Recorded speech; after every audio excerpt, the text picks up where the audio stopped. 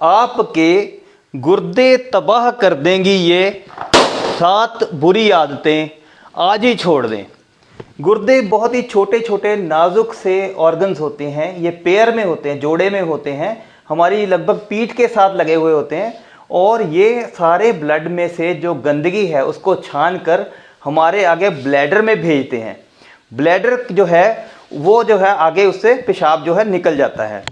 अब इसमें अगर ये बहुत ही नाजुक होते हैं और अगर ये हमारे ख़राब हो जाते हैं तो दोबारा इनको ठीक करना लगभग नामुमकिन होता है।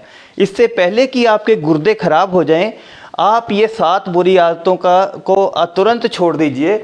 सबसे पहली आदत है पानी कम पीना। अब यूजुअली क्या होता है, कोई कहता है जी 2 लीटर पानी पियो, कोई कहता है कि 3 लीटर पानी पीना चाहिए। हमें कैसे पता लगे कि हम पानी जो है वो प्रॉपर मात्रा में पी रहे हैं या नहीं पी रहे? इसका कोई भी रूल नहीं है, किसी साइंटिफिक बुक में ये नहीं लिखा कि इतना पानी पीना चाहिए। आप केवल इस चीज़ का ध्यान रखिए कि कभी भी जब आप पानी पीते हो तो उसमें इतनी ज़्यादा प्यास ना लगी हो, आप पानी के बिना रह नहीं सकते। अगर आप इतनी ज़्यादा प्यास लगी है इसका मतलब आप ऑलरेडी डिहाइड्रेटेड हो, मतलब आपके शरीर में पानी की कमी हो रही है। पानी की कमी होगी तो गुर्दों को जो है ब्लड की सप्लाई भी स्लो होगी और इनमें जो यूरिन है वो जो टॉक्सिन्स हैं वो कंसंट्रेटेड होंगे और इनको ज़्यादा मेहनत करनी पड़ेगी। आपको पानी पीते समय ये ध्यान रखना है 2 चीज़ें। पहली तो ये कि पानी जब भी आप पियो तो पहले थोड़ी हल्की प्यास लगने पे ही पानी पी लो, और दूसरा जितनी प्यास है उससे थोड़ा सा एक्स्ट्रा पानी पी लोगे तो आप में कभी भी पानी की कमी नहीं होगी। बहुत सारे, और दूसरी बात है कि अगर हम पानी नहीं पीते हैं ज़्यादा तो हमें स्टोन्स, किडनीज में स्टोन होने के चांसेस होते हैं, जिस वजह से भी गुर्दे खराब हो सकते हैं। दूसरी बुरी आदत, पेशाब को रोकना। अब निरंतर जो है वो हमारे गुर्दों में से पेशाब बनता रहता है, लेकिन अगर हम पेशाब को रोक लेते हैं तो ये जो है आगे प्रेशर जो है ब्लैडर में भर जाता है और गुर्दों में भी बैक प्रेशर बनना शुरू हो जाता है। बैक प्रेशर बार बार बनेगा, 1 दिन 2 दिन 4 दिन 10 दिन में ये नुकसान नहीं पता लगता, लेकिन अगर आप इसको आदत बना लेते हो, किसी भी कारण से पेशाब को बार बार रोकते हो तो आपके गुर्दे इस वजह से भी ख़राब हो सकते हैं। उसके बाद आई बात सॉल्ट इंटेक की। तो दोस्तों सॉल्ट जो है हमें 1500 मिलीग्राम से ज़्यादा नहीं लेना चाहिए सारे दिन के अंदर। ये इससे ज़्यादा एडिड सॉल्ट आपके खाने में नहीं जाना चाहिए। एक्स्ट्रा सॉल्ट खाने से कैसे बचें? पहली बात तो यह है कि इससे ज़्यादा सॉल्ट सारे दिन में कंज्यूम ना करें। अगर आपको ब्लड प्रेशर है तो इससे भी आधा सॉल्ट, इतना सॉल्ट आपको सारे दिन में कंज्यूम करना चाहिए। और अगर आप प्रोसेस्ड फूड खाते हो, पैक्ड फूड खाते हो, पैक्ड फूड में बहुत सारा सोडियम होता है, आपको पता भी नहीं चलता। तो इसलिए एक तो पैक्ड फूड अवॉइड करिए और हमेशा इंश्योर करिए जितना मैंने आपको सॉल्ट बताया उससे ज़्यादा नहीं लीजिए। अदरवाइज़ आपके गुर्दों को ओवर टाइम वर्क करना पड़ता है, ज़्यादा काम करना पड़ता है और आपके गुर्दे ख़राब होने की संभावना बनी रहेगी। उससे आगे आ गया दोस्तों ये पेन किलर्स का सेवन।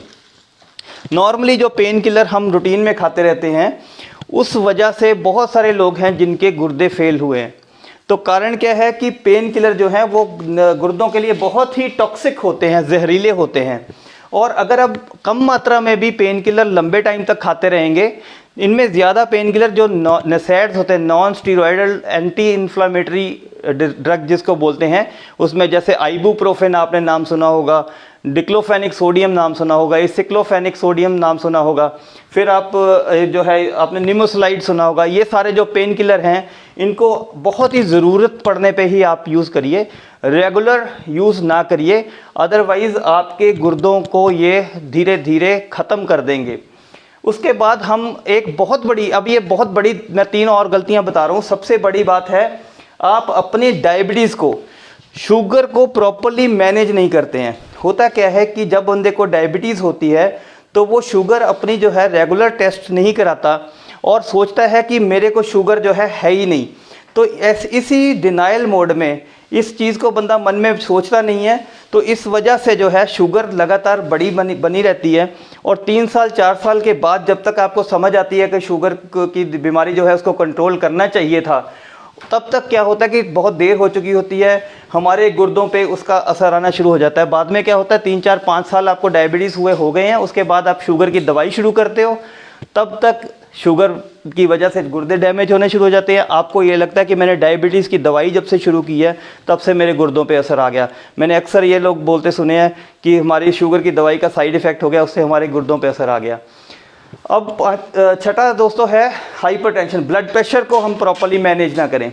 ब्लड प्रेशर हमारा हमेशा, अभी जो लेटेस्ट WHO की गाइडलाइंस हैं उसके हिसाब से अगर 130/80 से ऊपर आपका ब्लड प्रेशर रहता है तो आप ब्लड प्रेशर के मरीज़ हैं।